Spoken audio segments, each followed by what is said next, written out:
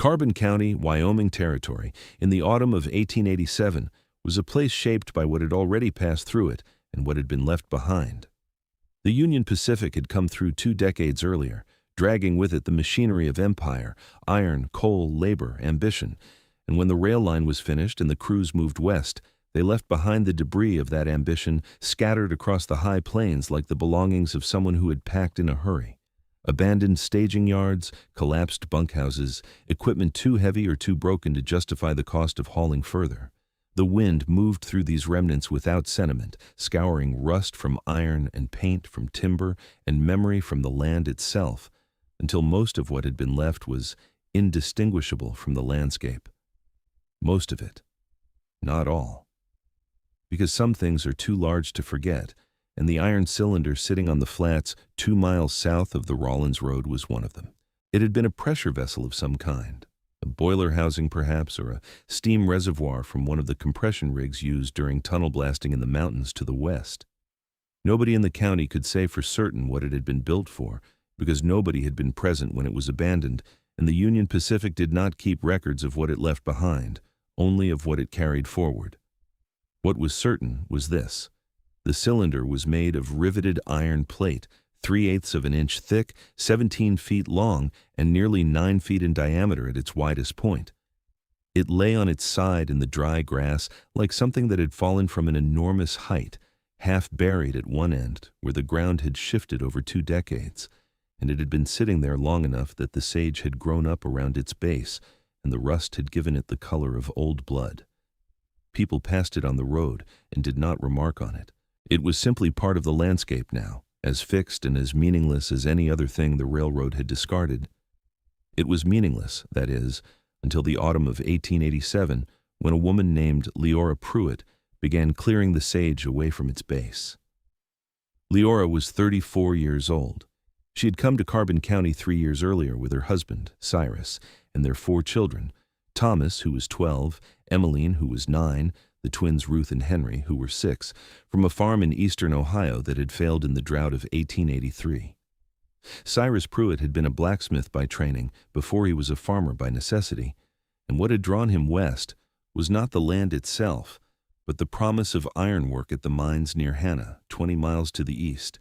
He had found that work. He had been competent at it. And in March of 1887, 7 months before the first snow of the season that would test everything his widow built, a support timber in the No. 4 shaft at the Hannah Coal Works had given way, and Cyrus Pruitt and 2 other men had been buried under 900 tons of collapsed ceiling, and Leora had become a widow with 4 children, a rented quarter section of land she could not afford, and a set of skills she had absorbed from her husband without either of them quite realizing it was happening. Those skills mattered now. She understood iron, not the way a metallurgist understands it, with formulas and crystalline structures and tensile ratings. She understood it the way a blacksmith's wife understands it, by feel, by proximity, by 17 years of living next to a forge and watching what iron does when it is heated and what it does when it cools and how long it holds its warmth after the fire goes down. She understood that iron is not like wood. Wood burns and is consumed. Iron absorbs heat and gives it back, slowly, patiently. A cast iron stoveplate that has been heated for 4 hours will radiate warmth for 4 more after the fire dies. She had felt this truth against her palms 1,000 times, pressing her hand to the side of Cyrus's forge at the end of a working day, and finding it warm long after the coals had gone to ash. She had never needed to name the principle. She had simply known it, the way you know that a stone in the sun is warm to sit on at dusk. What she saw when she looked at the iron cylinder on the flat south of the Rawlins Road was not what anyone else in Carbon County saw. They saw scrap. They saw an obstacle. They saw the carcass of an industry that had used this land and moved on. Leora Pruitt looked at that cylinder and saw the largest iron stove she had ever encountered. She began working on it in the first week of September, 1887. The first challenge was access. One end of the cylinder was fully sealed, a domed cap of the same riveted iron plate, intact, no breach. The other end had a circular opening roughly 4 feet in diameter, originally fitted for a pipe connection or a pressure gauge assembly, the hardware long since removed or scavenged. This opening was too small and too low to serve as a doorway. Leora spent 3 days with a cold chisel and a 4-pound hammer, Cyrus's tools which he had kept and maintained, widening the opening into a rough rectangle approximately 3 feet wide and 5 feet tall. The iron yielded, but slowly. It was not brittle. It was dense, stubborn, accumulated iron that resisted each blow with the dull patience of metal that has nothing to prove. She cut through it anyway.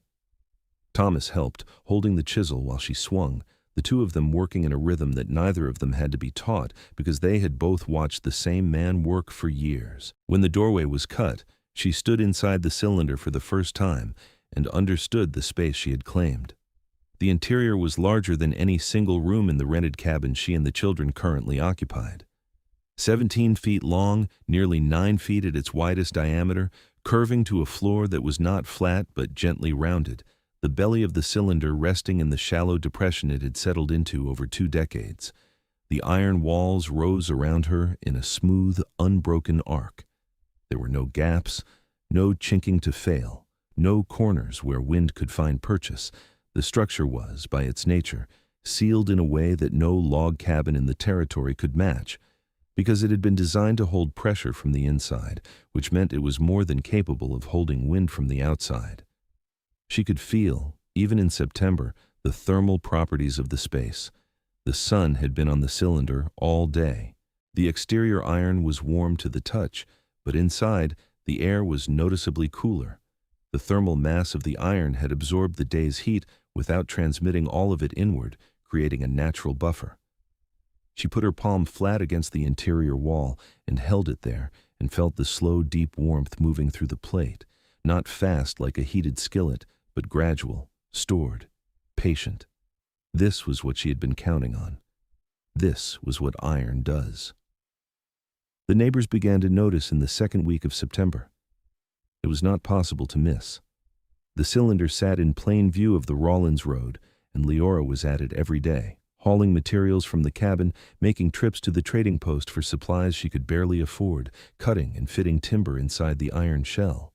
People slowed their wagons, people stopped, people asked, and the answers she gave, brief, direct, not unfriendly but not inviting discussion, did not satisfy them because the answers did not make sense.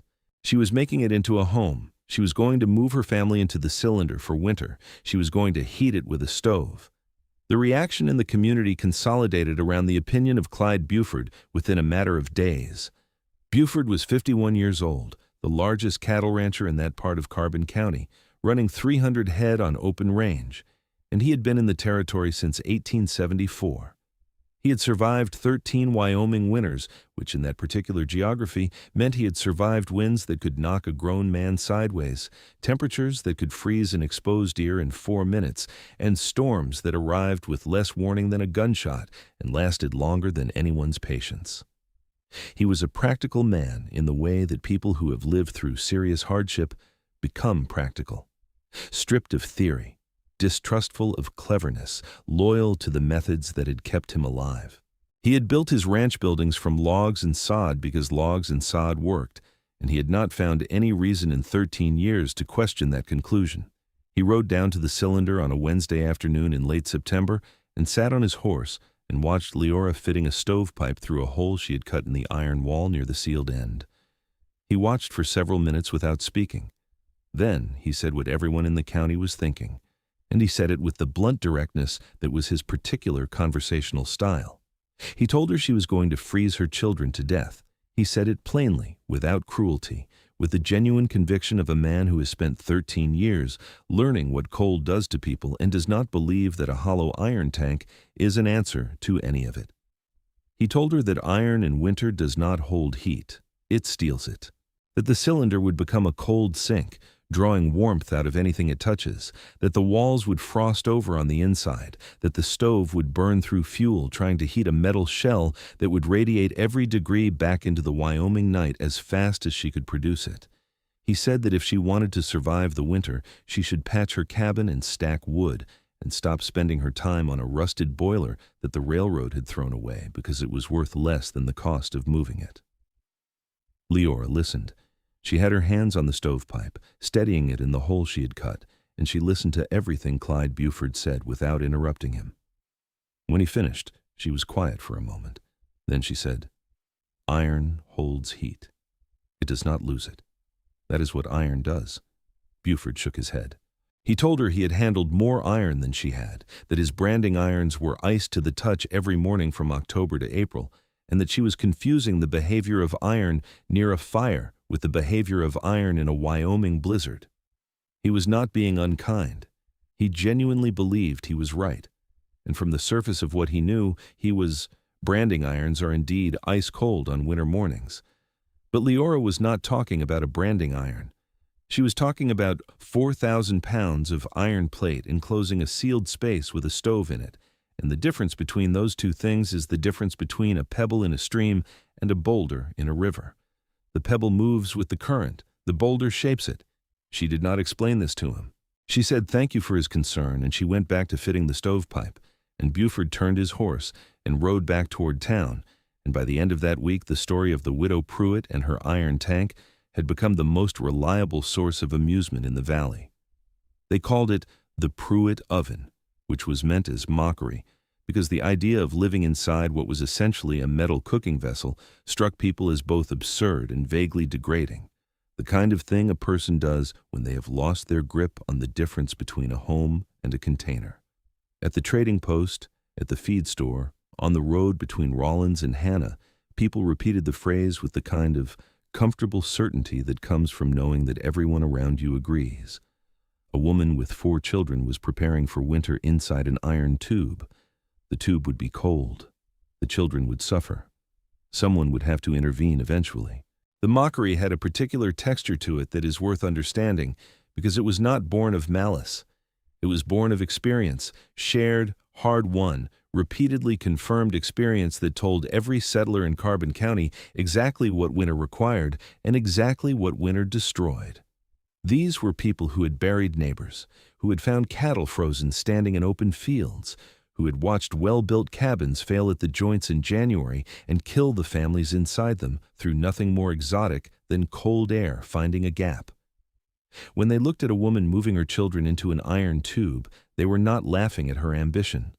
They were grieving in advance for what they believed was coming.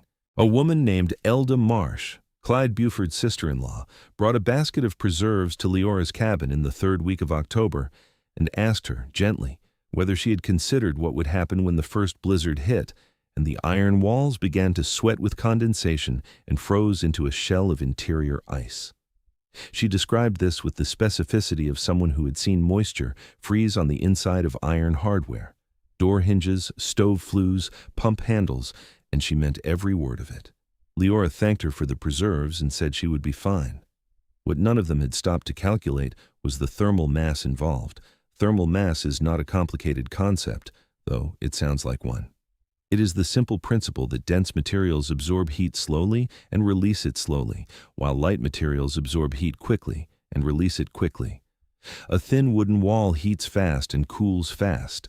A thick stone wall heats slowly and cools slowly. This is why stone churches are cool in summer, and why a clay oven stays warm long after the fire inside it has died. The principle is not obscure. It is as old as the first human who noticed that a sun-warmed rock was still warm at nightfall. Iron is one of the most effective thermal mass materials in existence. It is dense, 490 pounds per cubic foot, more than 10 times the density of most timber. It absorbs heat efficiently and releases it at a rate that is slow enough to be useful and fast enough to be felt. A cast iron stove does not merely burn fuel and produce heat. It absorbs the heat of combustion into the iron itself, stores it in the molecular structure of the metal, and then radiates it outward in a steady, even emission that continues for hours after the last log has burned to ash. This is why cast iron stoves were the dominant heating technology of the 19th century. Not because iron burns well, iron does not burn at all, but because it remembers heat. It holds it. It gives it back at a pace that matches human need. What Clyde Buford did not understand, standing outside the cylinder on that September afternoon, was the difference between surface area and mass. A branding iron has a large surface area relative to its small mass, which means it loses heat quickly. The cold air touches most of the metal at once and draws the warmth out in minutes. The cylinder was the opposite. 4,000 pounds of iron plate formed into a shape that minimizes surface exposure relative to enclosed volume. A cylinder is, mathematically, the most efficient shape for containing volume with minimal surface, which is why boilers and pressure vessels are cylindrical. What Leora had found was not just a shelter. She had found a shape that was engineered, accidentally, to be an almost perfect thermal envelope. She fitted the stove, a small cast-iron box stove she had purchased from the trading post for $6, the cheapest model available, near the sealed end of the cylinder, with the flue pipe exiting through the hole she had cut in the iron wall. She sealed the gap around the pipe with a clay and sand mixture that Cyrus had used to seal joints at his forge. She built a timber floor inside the cylinder, leveling it across the curved bottom, using the space beneath the floor as insulation, dead air trapped between the wood and the iron belly. She hung a heavy canvas curtain across the interior at the 12-foot mark, dividing the space into a main living area of 12 feet and a smaller sleeping area of 5 feet at the sealed end, where the stove's radiant heat would be most concentrated. She built bunks in the sleeping area, 2 high on each side, enough for 4 children. She fitted a timber door into the rectangular opening she had cut, hanging it on iron strap hinges, and she packed the seam around the door with strips of wool blanket. The entire conversion took her 6 weeks. She spent less on materials than any family in the county spent on firewood in a single autumn. By the end of October, the cylinder was finished. She moved the children in on the 1st of November. Thomas carried the bedding, Emmeline carried the cooking pots. The twins carried nothing but themselves and treated the entire operation as an adventure, which is the privilege of being 6 years old in circumstances you do not fully understand. Leora had swept the interior clean, laid rag rugs on the timber floor, hung a kerosene lantern from a hook she had driven into the iron ceiling at the midpoint of the living area. The curved walls gave the space a quality that a square room does not have, a sense of enclosure that was close without being cramped, the way the inside of a ship's hull feels, or the inside of an overturned boat. The children adapted within a day. Ruth told her mother that the walls made sounds at night, a low ticking and settling as the iron contracted in the cooling air, and Leora told her that was the metal talking, that it was the sound of warmth being held, and Ruth accepted this and slept. From the road, it looked exactly like what Clyde Buford had said it was. A rusted metal tank with a stovepipe sticking out of it and a timber door cut into one end. It looked, if anything, worse than a log cabin. It looked improvised, desperate, the last resort of a woman who had run out of better options. And that appearance was the reason nobody in the valley expected what happened next, because the appearance was a surface, and surfaces are where most people's understanding stops. The physics were underneath, in 4,000 pounds of iron that no one had thought to calculate. The first serious cold arrived on the 8th of November, 1887. It came the way Wyoming cold always comes, not gradually, not with the slow descent that eastern winters allow, but suddenly, a wall of Arctic air that dropped the temperature 40 degrees in 16 hours and kept pushing. By the morning of the 9th, the thermometer at the feed store in Rawlins read 11 below zero. By the 11th, it had reached 23 below. Wind came with it, steady and unrelenting, the kind of wind that finds every gap in every structure and turns each gap into a wound. In the log cabins and sod houses of Carbon County, the pattern was the same as it was every year. Fires burned high. Firewood reserves began their winter decline. Gaps in the chinking admitted threads of cold air that pooled along floors and settled into corners. Families slept in layers of wool and elk hide and woke to breath that hung visible in the dark air above their beds. The houses worked. They were not comfortable, but they worked in the way that things work when you have no alternative and have learned to endure what cannot be changed. In the iron cylinder on the flat south of the Rawlins Road, Leora Puit built a fire in the box stove at 6 in the evening and fed it steadily for 3 hours. The stove heated. The flue pipe heated. And then, slowly, with the patient inevitability of a physical law expressing itself, the iron walls of the cylinder began to heat. Not quickly. That was the key. not the way a tin roof heats in summer, scorching to the touch in minutes and cooling to nothing as soon as the sun drops. The iron plate absorbed the heat of the stove the way a river absorbs rain, gradually, deeply, across its entire mass. The wall nearest the stove warmed first. Then the warmth migrated, conducted through the continuous iron shell, spreading circumferentially around the curve of the cylinder, reaching the walls furthest from the stove within 2 hours, reaching the sealed dome at the far end within 3. By 9 o'clock in the evening, the interior wall temperature of the cylinder was warm to the touch along its entire length, not hot, warm. The kind of warmth that a hand rests against comfortably, the kind that radiates into a room from every direction simultaneously, not from a single source, but from the entire envelope. Leora let the fire die at 9. She did not bank it. She did not feed it. She let the last log burn to coals, and the coals burn to ash, and the stove cool from red-black to dark gray. And the cylinder stayed warm.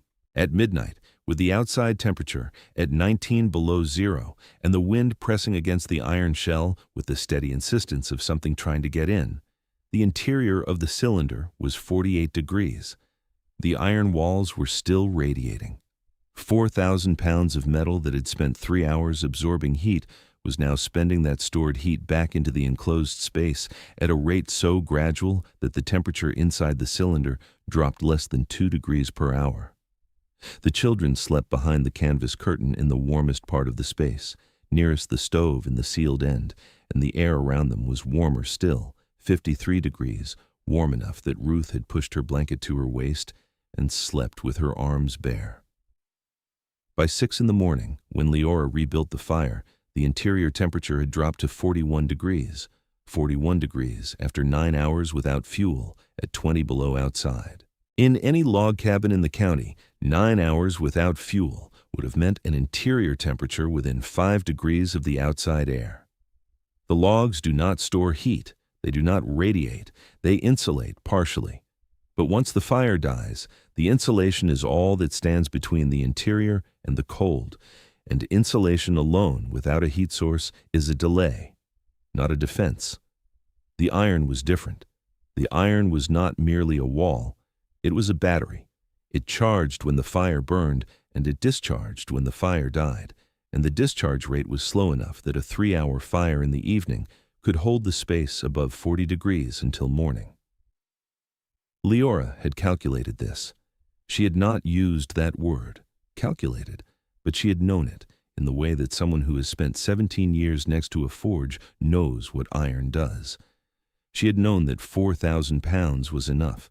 She had known that 3 hours was enough. She had known, because she had felt the same principle at a smaller scale every night of her married life, pressing her hand against the forge and finding it warm. Clyde Buford came on the 14th of December.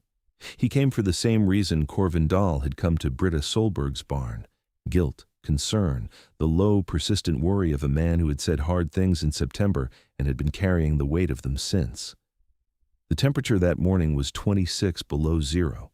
He brought a sack of flour and a side of salt-cured venison, and he expected to find what he had predicted: a frozen metal tube, desperate children, a woman who had been too proud to ask for help. He tied his horse at the road and walked across the flats to the cylinder. He could see the stovepipe, but there was no smoke coming from it. This confirmed his worst expectation. No smoke meant no fire. No fire at 26 below meant disaster. He knocked on the timber door. There was a pause.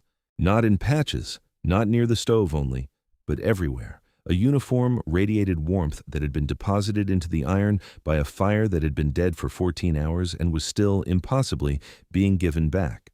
Leora told him she had built the fire the previous evening and let it burn for 3 hours and let it die. That had been 14 hours ago. The temperature inside the cylinder that morning, she said, was somewhere above 40 degrees. She did not own a thermometer, but she knew what 40 degrees felt like against the skin, and this was above it. She said the walls held the heat. She said it simply, without emphasis, the way she might have said that water runs downhill. Buford looked at the stove. He looked at the walls. He looked at the curved iron ceiling above him, and something shifted in his expression, the particular rearrangement that happens when a confident man realizes that his confidence was built on an incomplete picture. He did not say anything for a long moment. Then he looked at Leora, and he said quietly that he owed her an apology and that iron was not what he thought it was. She told him it was exactly what he thought it was. He had simply never seen enough of it in one place. When Clyde Buford spoke about the Pruitt cylinder at the trading post the following week, he spoke with the careful precision of a man who is aware that what he is about to say will be difficult to believe. He said that the widow Pruitt's iron tank was warmer than his house. He said that she heated it for 3 hours each evening and that it held temperature through the night without additional fuel.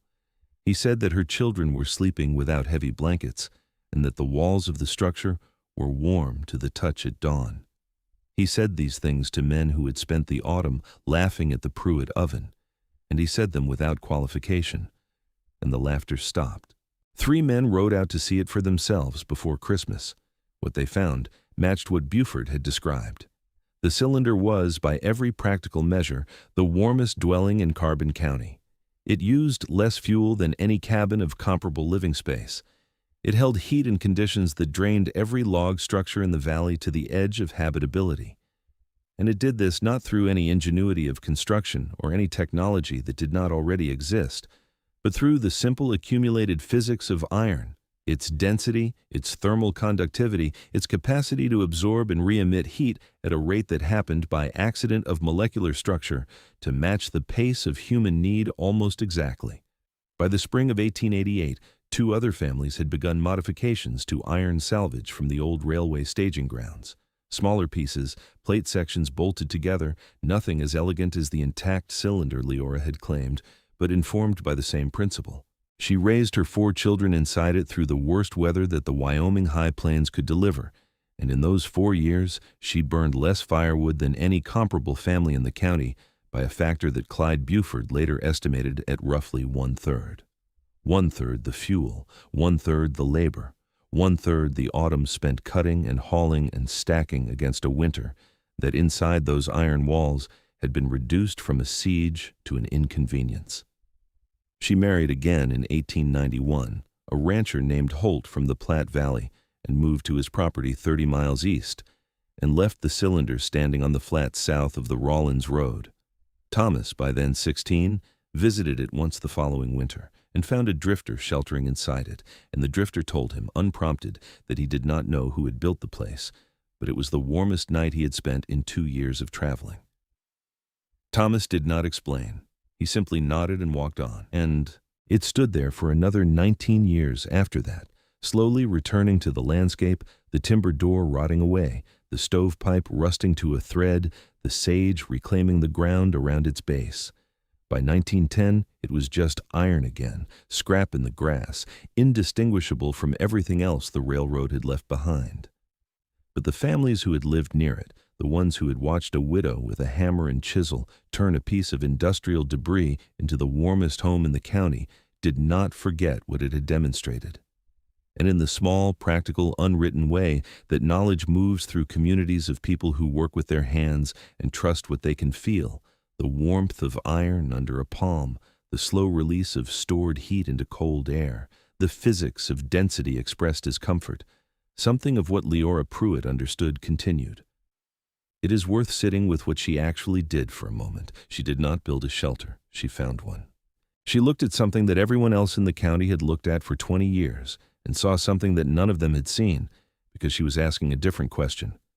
They looked at the cylinder and asked, "What is this?" She looked at it and asked, "What could this hold?" And the answer, heat, warmth, the survival of her children through a winter that would test every family in the valley, was available to anyone who had ever put their hand against a cooling forge and felt the warmth still living in the iron. The knowledge was not rare. The willingness to act on it was. There is something in that distinction worth carrying past the end of this story. If you are listening to this, you already know things that the people around you do not know or do not value or have not yet connected to the problems in front of them. You have felt something with your own hands or understood something through your own experience that has not yet been given a chance to prove itself. The people who are telling you it will not work are not fools. They are Clyde Buford on a September afternoon, experienced, competent, speaking from a lifetime of honest observation, and wrong. Not wrong about what they know, wrong about what they do not know. And the difference between those two kinds of wrong is the difference between a branding iron and a 4,000-pound cylinder. The principle is the same. The scale changes everything. What are you looking at right now that everyone else has dismissed? What has been sitting in plain view, rusted and overgrown, waiting for someone to ask the right question of it? The cylinder was there for 20 years. Hundreds of people passed it. It took a blacksmith's widow with a cold chisel and 4 children to feed to see what it actually was. The iron does not care who finds it. It holds heat for anyone, but you have to step inside. You have to cut the door. You have to build the fire and trust that the walls will do what the walls have always done, even when every voice on the road outside is telling you that metal is cold and you have lost your mind. Build the fire. The iron remembers. If this story held something for you, if it opened a question or settled one, consider passing it along to someone who might need it. And if you have not yet subscribed to this channel, there's a story like this one waiting here every day. Some of them might be waiting for you. This story is a work of fiction. Leora Puit, Clyde Buford, and all other characters and events depicted are entirely invented. The thermal mass properties of iron described in this story are real and well documented in material science. The story is not.